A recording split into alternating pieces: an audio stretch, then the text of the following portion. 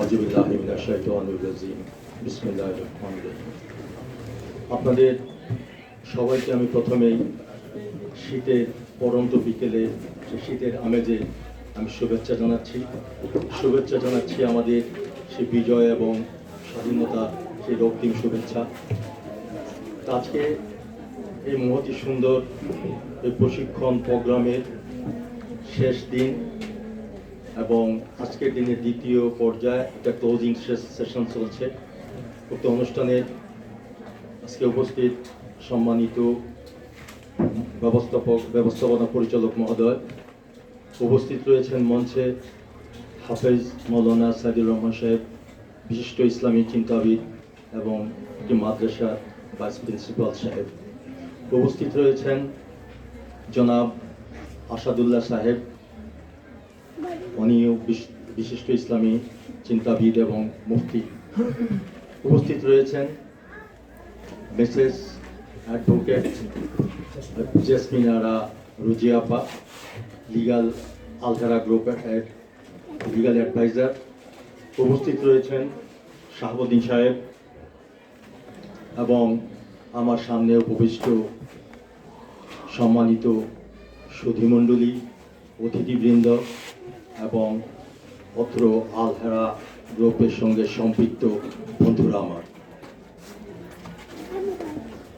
সমস্ত প্রশংসা একমাত্র আল্লাহ রাব্বুল আলামিনের জন্য।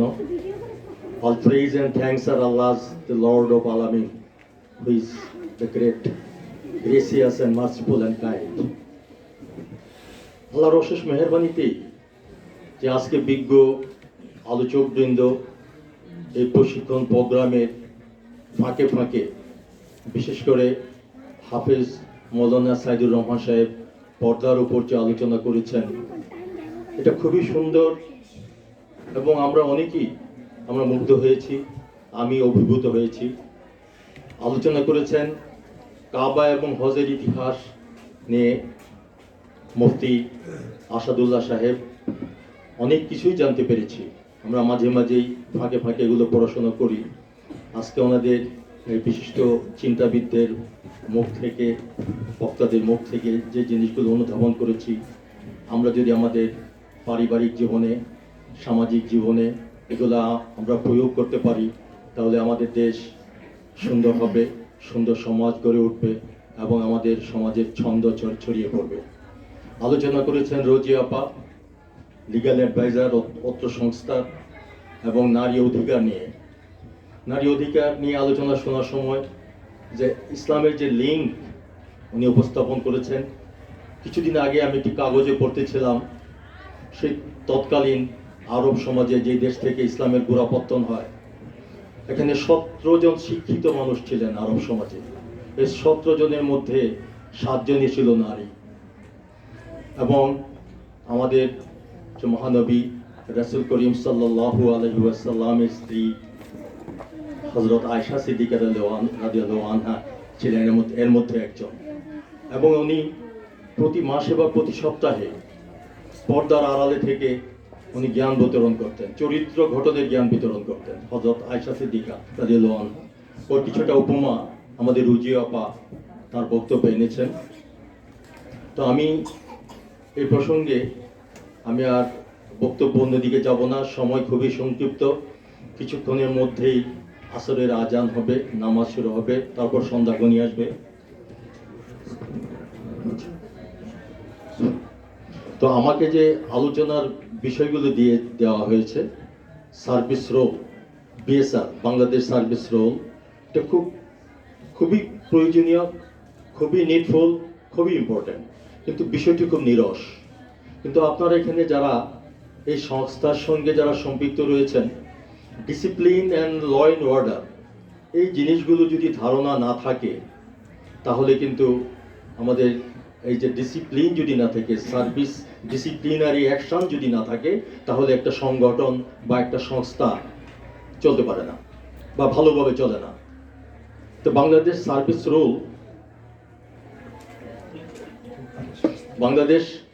সার্ভিস রুল অনুযায়ী যারা বিসিএস ক্যাডার দিয়ে গভর্নমেন্ট সার্ভিসে ঢুকে, গ্যাজেটেড বা নন গ্যাজেটেড পোস্টে, তারা এই সার্ভিস রুলের মধ্যে আবদ্ধ।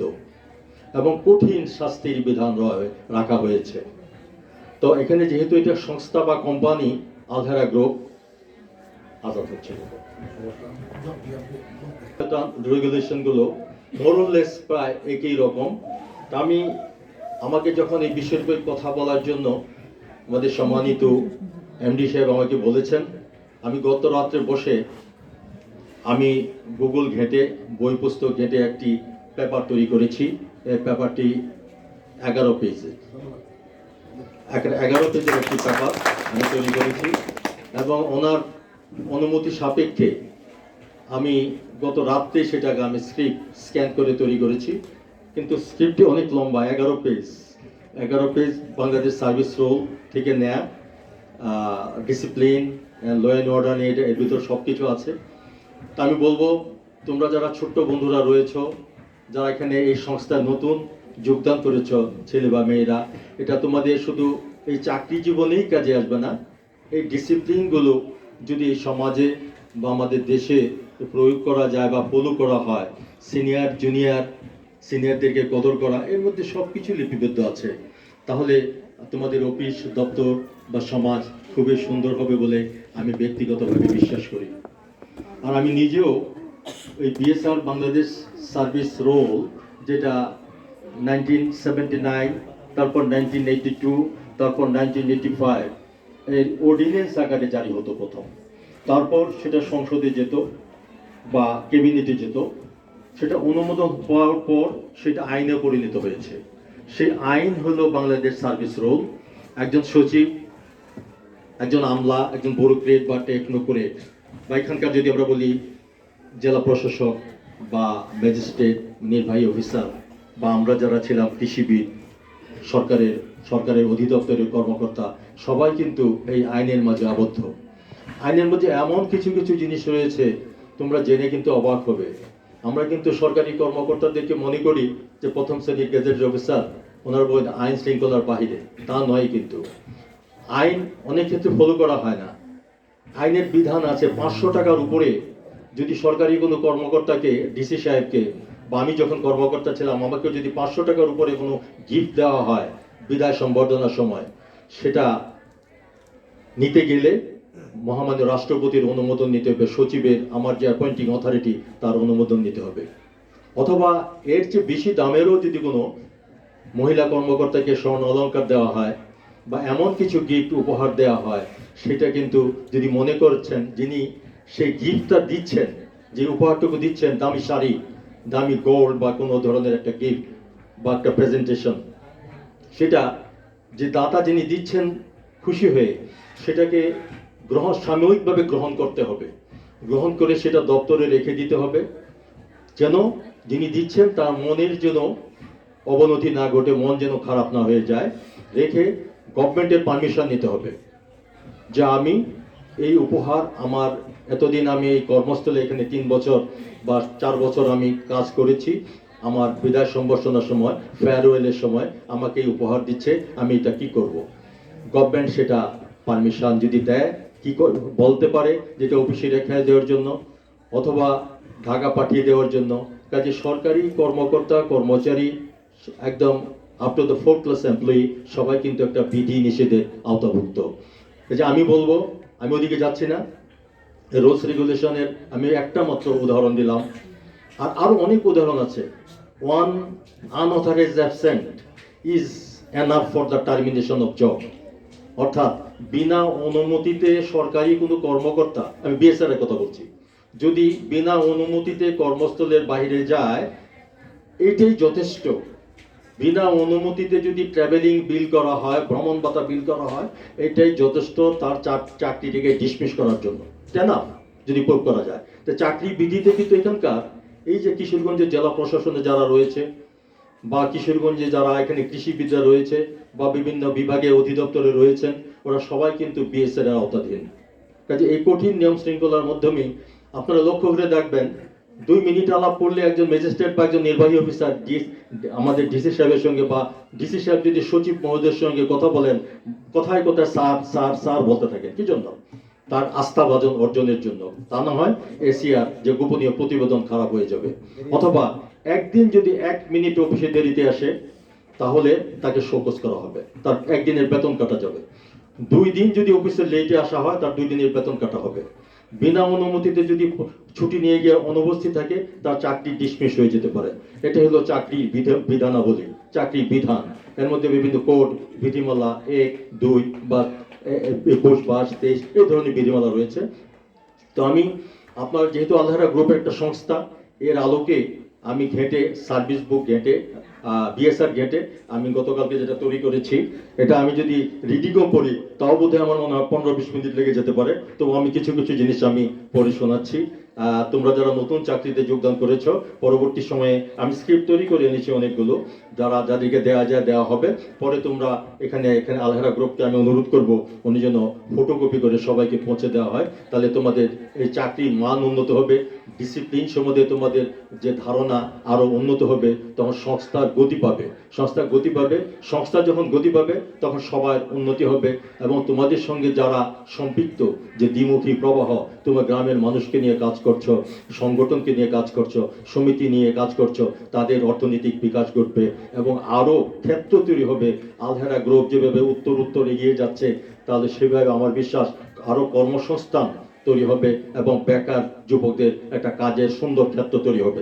আমি একটু রিডিং পড়ছি যে অফিসিয়াল নিয়ম শৃঙ্খলা ও আচার আচরণ। এখানে বেশিরভাগ ক্ষেত্রে কিন্তু এটা কোম্পানির সঙ্গে রিলেটেড, এইগুলো তৈরি করা হয়েছে। আচ্ছা, এখন যে স্ক্রিপ্টটি তৈরি করে আমি এনেছি গত রাত্রে, যেখানে যারা আছেন ম্যানেজার সাহেব, তাদেরকে দেওয়ার জন্য আমি একটু বিনীতভাবে অনুরোধ করব।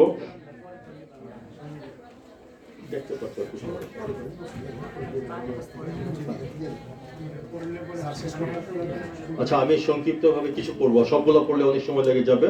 একটা হলো অফিসিয়াল নিয়ম শৃঙ্খলা ও আচার আচরণ।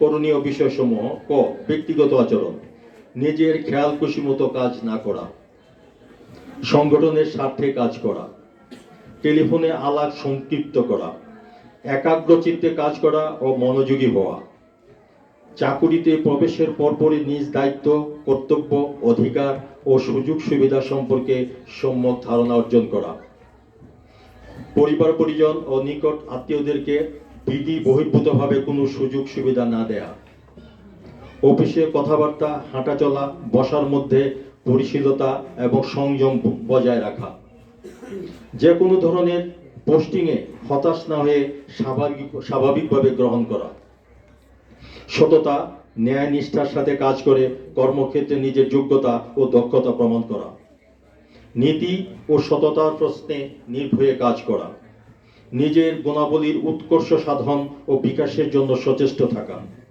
ব্যক্তিগত চালচলন এবং পোশাক পরিচ্ছদে সজাগ দৃষ্টি রাখা, কথায় ও কাজে মিল রাখা, ন্যায় পরায়ণ হওয়া, সকল সময়ে প্রাণবন্ত ও হাসি মুখে থাকা, কারো উপকার পেলে কৃতজ্ঞতা প্রকাশ করা, সকল সময়ে সৃষ্টিকর্তাকে স্মরণ করা, নিজের ভুল হতে পারে এরূপ মনোভাব পোষণ করা, নির্মল চরিত্রের অধিকারী হওয়া, ভ্রমণকারী রুচিশীল পোশাক পরিধান করা, নিজের সুবিধা আদায়ের জন্য চাটুকারিতা না করা, সত্যবাদী ও স্পষ্টবাদী হওয়া দরকার, যে কোনো পরিস্থিতিতে সহনশীল হওয়া, ব্যক্তিগত ক্ষোভকে বশীভূত করা। কি আপনাদের খারাপ লাগতেছে? হয়ে যাচ্ছে কিন্তু।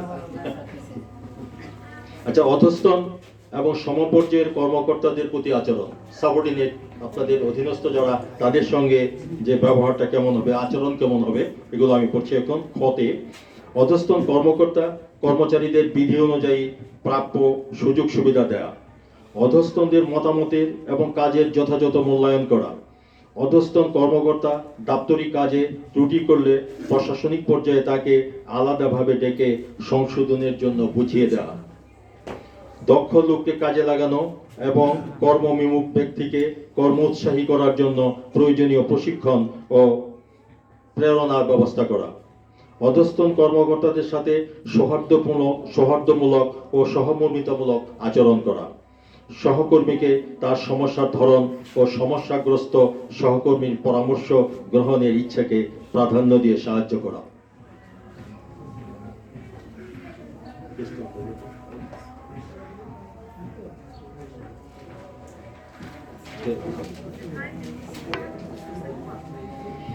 অধস্তনের কাজের সাফল্য প্রশংসা করা, কাজের ব্যাপারে অধস্তনদের যথাসম্ভব সহযোগিতা ও উপদেশ প্রদান করা, অধস্তনদের দক্ষ করে তোলার জন্য সহযোগিতা করা, অধীনস্থদের মাঝে কর্ম বন্টন তদারকি করা, অধস্তনদের নিয়মিত প্রশিক্ষণ দিয়ে কাজের উপযোগী করে তৈরি করে তোলা। এই যে পয়েন্টগুলো আছে আপনারা বুঝতেছেন তো সবাই, না? এই যে এখানে বলা আছে অধস্তনদের নিয়মিত প্রশিক্ষণ দিয়ে কাজের উপযোগী করে গড়ে তোলা।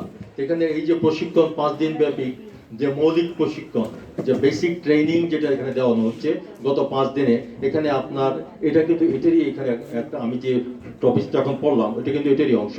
তাহলে এইভাবে যদি প্রশিক্ষণ দিয়ে আপনাদেরকে আরো আপনাদের যে যোগ্যতাকে আরো এনহ্যান্স করা হয়, তা আমার বিশ্বাস ফিল্ড লেভেল আরো বেশি আপনারা সফল হবেন, আমার বিশ্বাস। আচ্ছা, প্রণোদনার মাধ্যমে অধস্তনদের মাঝে কর্মচাঞ্চল্য জাগিয়ে তোলা। এই যে দীর্ঘক্ষণ প্রশিক্ষণের মধ্যে অনেকের কিন্তু একটু ছাড়া ভাব আসছিল, কারণ ব্রেন কিন্তু মানুষের ব্রেন কিন্তু এক নাগারে এটাকে যদি স্ট্রং করা হয় দেখা যায় এক নাগারে দেখা যায় 45 সেকেন্ড এর বেশি মনোযোগ কিন্তু থাকে না। 45 সেকেন্ডের পর মনোযোগ কিন্তু অন্যদিকে চলে যায়। কাজেই একসঙ্গে একটানা প্রশিক্ষণ এটা কিন্তু ট্রেনিং এবং ট্রেনার এই যে বিষয়গুলো আমাদের উপলব্ধি করতে হয়। কিন্তু আপনাদের এই যে ট্রেনিং প্রোগ্রামটা খুব টাইট প্রোগ্রাম ছিল, এই জন্য আমাদের যে এমডি সাহেব যে ব্যবস্থা নিয়েছিলেন, মাঝে মাঝে এই যে এখানে একটা গানের আয়োজন করা হয়েছিল, সাংস্কৃতিক মূলক বা আমাদের সংস্কৃতি নিয়ে আলোচনার ব্যবস্থা করা হয়েছিল, মাঝে মাঝে যে চা চক্রের ব্যবস্থা করা হয়। কি জন্য? যে ব্রেন একসঙ্গে এক নাগারে 45 সেকেন্ডের বেশি ব্রেন ঠিক থাকে না, অন্যদিকে চলে যায়, মন অন্যদিকে ঘুরে যায়। কাজে এই সমস্ত এই জন্য ব্যবস্থা করতে হয়। আচ্ছা, প্রধান অফিসে কর্মরত থাকলে মাঠ পর্যায় থেকে আসা সহকর্মীর কাজ পর্যায়ে সর্বাগ্রে করে দেয়া, সহকর্মীদের ছুটি মঞ্জুরের ক্ষেত্রে সহানুভূতি প্রদর্শন করা। আনুষ্ঠানিক সভা ও ভূসভায় আচরণ, পোশাকের ব্যাপারে সরকারি নির্দেশনাবলী যথাযথভাবে অনুসরণ করা, কোনো আলোচনা বা মিটিং সভাপতির অনুমতিক্রমে কথা বলা। এগুলো নিশ্চয়ই আপনারা বুঝতেছেন সব কথাগুলোই। কোনো আনুষ্ঠানিক সভায় বক্তার বক্তব্য ধৈর্য সহকারে শ্রবণ করা এবং তার বক্তব্য শেষ হওয়ার পর অনুমতিক্রমে তাকে প্রশ্ন করা। নিঃশব্দে থাকা, শিষ্টাচার ও শালীনতা বজায় রেখে আহার গ্রহণ করা। একটু তালি হবে। আমাদের বিশিষ্ট প্রজেক্ট ডিরেক্টর এবং বিশিষ্ট নারী নেত্রী জনাবা ফৌজিয়া জলিল ন্যান্সি, ওনাকে উদাত্ত আহ্বান জানাচ্ছি মঞ্চে আসন গ্রহণ করার জন্য। কেমন আছে?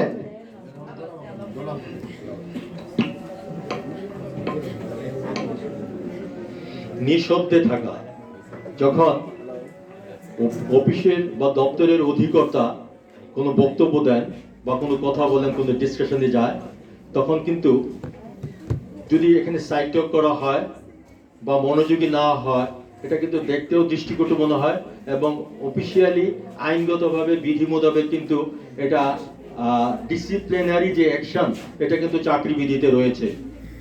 কাজেই অফিসিয়াল যে প্রধান বা ঊর্ধ্বতন কর্মকর্তা যখন কোনো বিষয়ে আলোচনা করবেন এটার মধ্যে মনোযোগী হতে হবে এবং নিঃশব্দে শ্রবণ করতে হবে।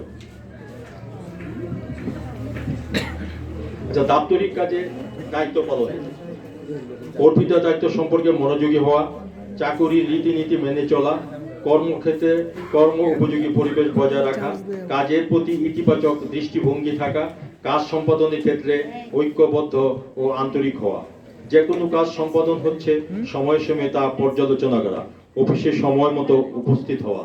এটা আমি যেটা আগে বলতেছিলাম বিএসআর বাংলাদেশ সার্ভিস সোলেজের কথা, অফিসে টাইমলি উপস্থিত হতে হবে, ফিল্ডে টাইমলি যেতে হবে এবং যখন আপনারা ফিল্ডে যাবেন তখন এখানে একটা রেজিস্টার থাকবে যে কোথায় যাচ্ছেন, কয়টার সময় যাচ্ছেন সেটা টাইম লিখে যেতে হবে এবং আনুমানিক কখন অফিসে আবার প্রত্যাবর্তন করবেন, ফিরে আসবেন সেটাও লিখে যেতে হবে। তাহলে অফিসের শৃঙ্খলা এবং আচরণ ঠিক থাকবে, যেটাকে ইংরেজিতে আমরা মুভমেন্ট রেজিস্টার বলি, অফিসে থাকে। আচ্ছা, দায়িত্ব গ্রহণের সময় কাজের পরিধি সম্পর্কে জ্ঞাত হওয়া, চার্টার অফ ডিউটিস। আপনি যখনই কাজে যোগ দিয়েছেন, যারা নতুন যারা তারা কিন্তু চার্টার অফ ডিউটিসটা কি, আপনার কর্তব্য কি হবে, কি কাজ করতে হবে এটা কিন্তু বুঝে নিতে হবে। আর না হয় কিন্তু আপনার কাজ সম্বন্ধে যদি ধারণা না থাকে তা আপনি কাজ কি